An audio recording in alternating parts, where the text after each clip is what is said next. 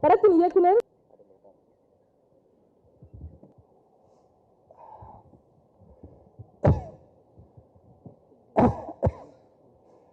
எல்லாருக்கும் வணக்கம். மேடையில் இருக்கின்ற பெரியவர்களே, நண்பர்களே, சைத்தான் குடும்பத்தைச் சேர்ந்தவர்களே, எல்லாருக்கும் வணக்கம். அதாவது நான் ஒரு 3 மாதமாக எங்கேயுமே வெளியே போகிறதில்லை. நெருங்கிய நண்பர்களுக்கு மட்டும்தான் தெரியாது. அதே போல்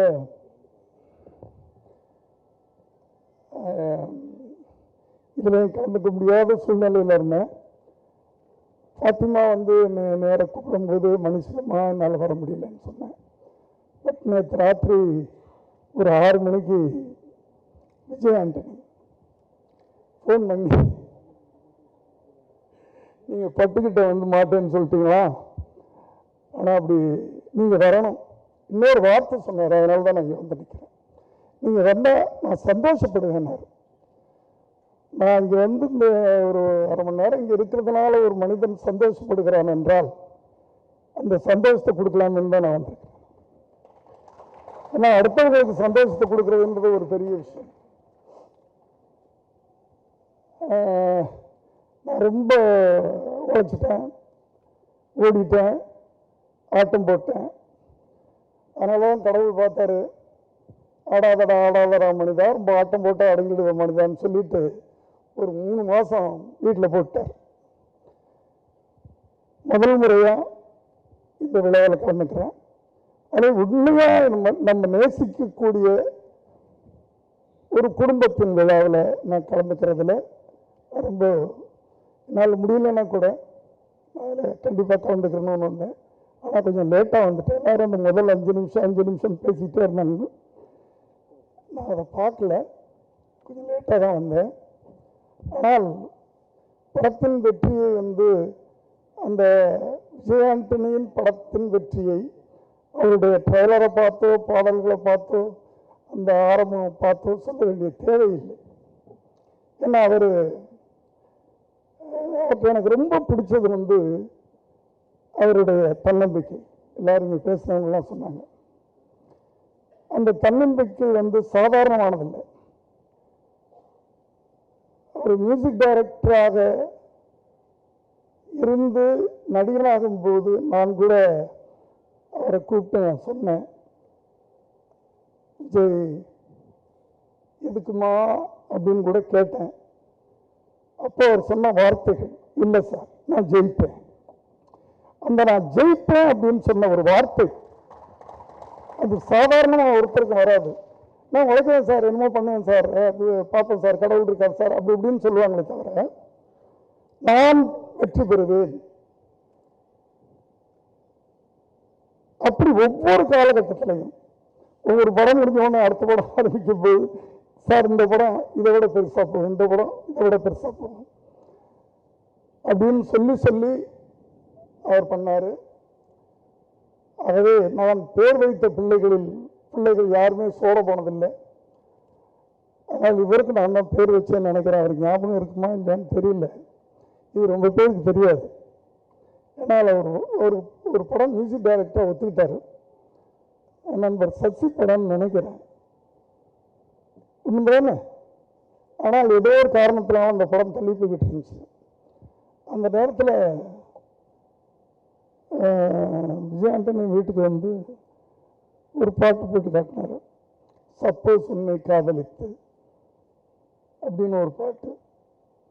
உடனே நான் அப்போ சுக்கிரன் தயாரிப்பில் ஈடுபட்டு இருக்கேன், நீங்கள் தான் மியூசிக் டைரக்டர் அப்படின்னு சொல்லி அதன் மூலமாக அது பிறகு பெரிய பெரிய நடிகர்களுடைய படங்கள்லாம் இயக்கக்கூடிய வாய்ப்பு அவர் நடிகனான பிறகு மியூசிக் டைரக்ஷன் நிறுத்திட்டாரேன்னு நான் ஃபீல் பண்ணேன். ஆனால் அதுக்கு அப்புறம்லாம் தெரிஞ்சது ஃபோக்கஸ், ஒரு மனிதனுக்கு ஃபோக்கஸ் ரொம்ப முக்கியம். நம்ம நடிக்கணும்னா அது மேலே நம்ம முழு கவனத்தையும் வைக்கணும். வேறு ஒரு வருஷத்துக்கு ஒரு 10 படம் மியூசிக் பண்ணால் பணம் வரும், அதுலலாம் கவனம் போச்சுன்னா இதில் போயிடும் அப்படின்றதுக்காகத்தான் அவர் மியூசிக் டைரக்ஷனை நிறுத்தினார் நினைக்கிறேன் நான். அது உண்மையிலேயே பாராட்ட வேண்டிய ஒன்று. அப்போ வீட்டுக்கு வந்து அந்த பாட்டை போட்டு காட்டும் போது உங்கள் பேர் என்னன்னு கேட்டேன். அக்னி அப்படின்னாரு. அக்னின்னா அவங்களுக்கு தெரியும்ல, நெருப்பு. எனக்கு கொஞ்சம் கஷ்டமாக இருந்துச்சு, என்னடா நெருப்பு வந்து நம்மளை சுற்றுமோ என்னமோ அப்படின்னு சொல்லிட்டு அப்போ விஜய் உங்கள் ஒரிஜினல் நேம் என்னன்னு கேட்டேன். விஜய் ஆண்டனின்னு சொன்னார். ரொம்ப அழகான பேர் தாய் உங்கள் தாய் வச்சுருக்காங்களே, அதையே நீங்கள் வந்து அக்னின்னு மாற்றுறீங்க. விஜய் என்றாலே வெற்றி, ஆண்டனி என்றால் காக்கும் கடவுள், அந்தோணி என்று சொல்லுவார். இந்த கடற்கரை கிராமத்துக்கெல்லாம் போனீங்கன்னா அந்தோணியார் கோயில் தான். ஏன்னா கடலுக்குள்ளே போனால் திருப்பி வர்றது அவர் தயவு இருந்தால் தான் வர முடியும், அந்தோணியார் தயவு இருந்தால் தான் வர முடியும். அப்படியே ஒரு நல்ல பேரை வச்சுக்கிட்டீங்க, இப்படி கொஞ்சம் விஜய் ஆண்டனின்னு பேரை மாற்றிக்கிறீங்களான்னு கேட்டேன். அவர் எதுவுமே சொல்லாமல் சரின்ட்டார். அதுக்கு பிறகு நான் வந்து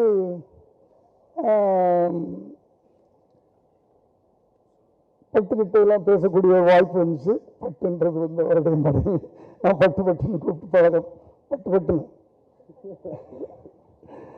அவங்க சொன்னாங்க. அவர் ரொம்ப பிடிவாதக்காரராச்சு அங்கிள், எப்படி ஒத்துக்கிட்டாரு அப்படின்னு கேட்பாங்க. அது என்னமோ ஏன் நல்ல நேரம் நினைக்கிறோமா அப்படின்னு சொல்லிக்கிட்டேன். இப்படி இன்னைக்கு பார்த்தீங்கன்னா அவருடைய வளர்ச்சி எனக்கு பிரமிப்பாக இருக்கிறது, சந்தோஷமாக இருக்கிறது. என்னுடைய மகன் வளர்ச்சியை பார்த்து எந்த அளவுக்கு நான் சந்தோஷப்பட்டனோ அதே மகிழ்ச்சி இவருடைய வளர்ச்சி ஒவ்வொன்றையும் பார்த்து நான் சந்தோஷப்பட்டுக்கிட்டு இருக்கிறேன். அவர் இன்னும் வளரணும், ஏன்னா அந்த அளவுக்கு அவர்கிட்ட பொட்டன்ஷியல் இருக்கு.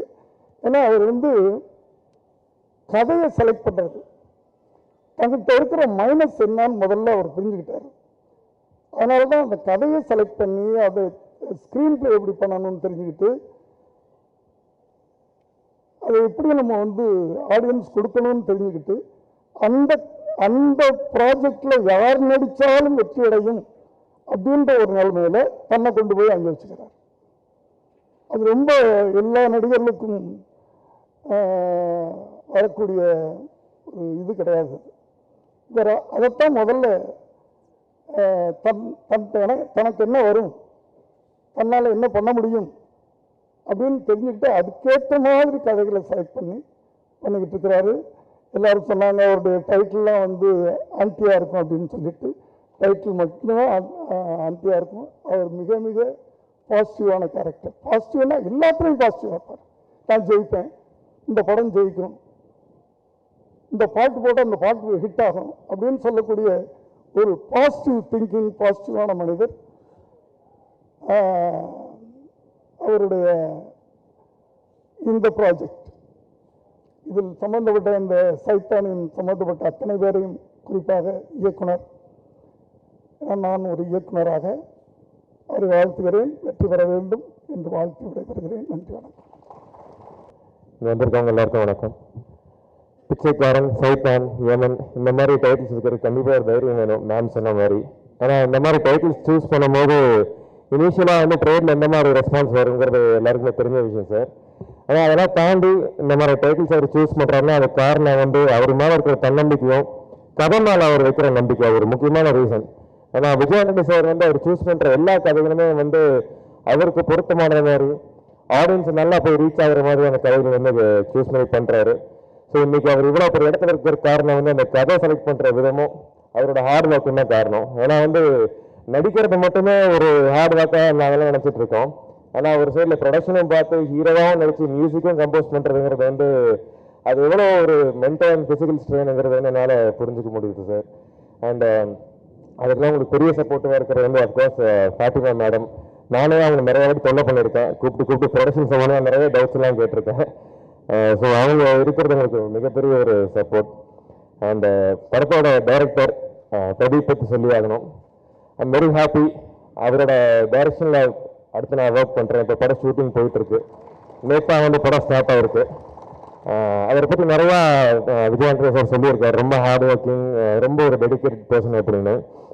நேற்று ஒர்க் பண்ணும்போது தான் தெரிஞ்சது. பிரதீப் நீங்களும் ஒரு சைத்தான் தான். அதாவது அந்த ஹார்ட் ஒர்க் அப்படிங்கிற விஷயங்கிற ஒரு விஷயம் வந்து அப்சஸ்டாக இருக்கும்போது வந்து ஆட்டோமேட்டிக்காக ஒரு சைத்தான் தான். அந்த வகையில் வந்து பிரதீப் வந்து கண்டிப்பாக தமிழ் சினிமா கிடைச்சிருக்கு ஒரு மிகப்பெரிய இயக்குனர். நாளைக்கு வந்து டெஃபினட்டாக வந்து தமிழ் சினிமாலேருந்து ஒரு மிகப்பெரிய ஃபியூச்சர் இருக்கு. ஸோ இந்த படம் ரிலீஸ் ஆகிறதுக்கு முன்னாடியே அவங்களை சூஸ் பண்ணுறது ரொம்ப சந்தோஷமா ஃபீல் பண்ணுறேன். ஆனால் அந்த படம் ரிலீஸ் ஆகி பெரிய ஹிட் ஆயிருந்தா அதுக்கப்புறம் அவங்க கையிலேயே பிடிக்க முடியாது. ஸோ கரெக்டான டைமில் அவங்க லாக் பண்ணிட்டேன்னு நினைக்கிறேன். And all the best to விஜயாண்ட sir and Pradeep. And of course எனக்கு வந்து ஒரு படம் எடுக்கிறதுங்கிறத விட ரிலீஸ் பண்ணுறதுங்கிறது வந்து ஒரு மிகப்பெரிய ஒரு சவாலாக இருக்குது. ஸோ அந்த வகையில் நிறைய படங்கள் பண்ணிட்டு இருக்கிற ஆரா சினிமாஸ்க்கு என்னோட வாழ்த்துக்கள். தேங்க்யூ.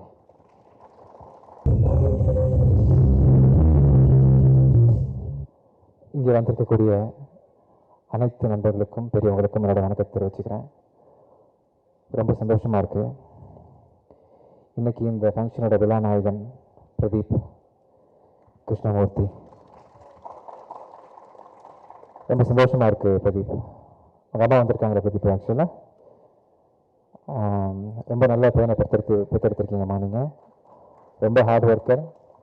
கிட்டத்தட்ட 2 வருஷம் நீங்கள் பொறுமையாக காத்துட்டு இருந்தீங்க இந்த தருணத்துக்காக பிரதீப். ரொம்ப சந்தோஷம்.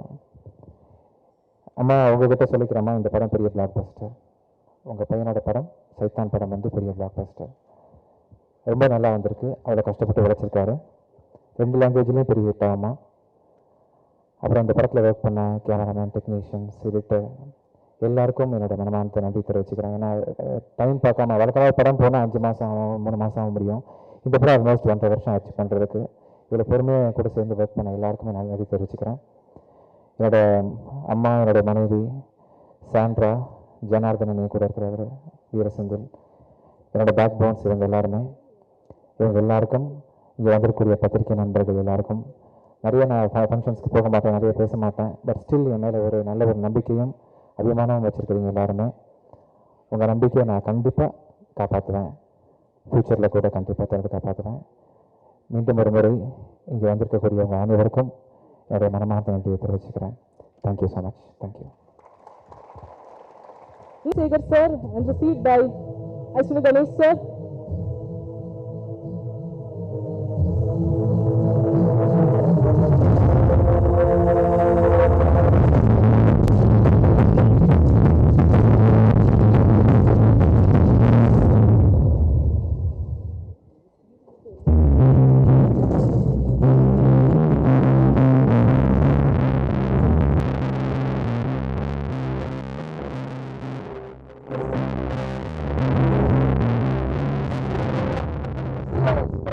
The audio launch of Saithan.